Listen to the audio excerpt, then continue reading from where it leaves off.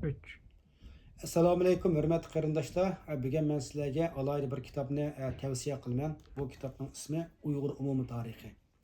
Amerikadagi tarixshunos, tarixchi Nebijon Tursun akamizniki yozgan kitobi 30 necha yil izlanish, Uyg'ur tarixi haqida izlanishdan o'zining to'plagan qimmatli materiallarni to'plab oxiri kitob nashr qilib chiqadi.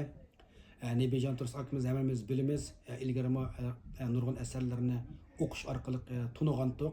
Oxiri o'ziniki 30 yillik emkining mevasi bo'lgan Uyg'ur umumiy tarixining hozir 8 tom nashrdan chiqdi. Mana bu kitobni qisqacha bir ko'rsatay.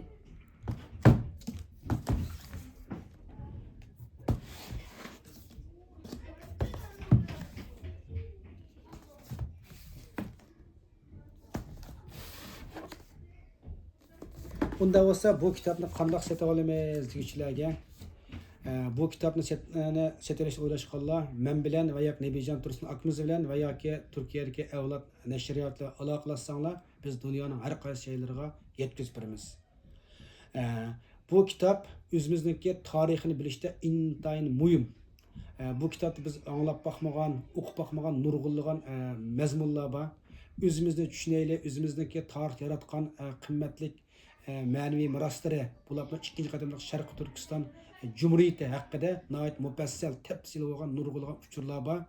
Shunga bu kitoblarni sotib olib, o'qiylik, o'zimizni tushunaylik, o'zimizning tarixini, shonliq madaniyatlarimizni bilaylik. Shundaqla keyingi avlodlarimiz uchun bu kitobni saqlab qo'yaylik.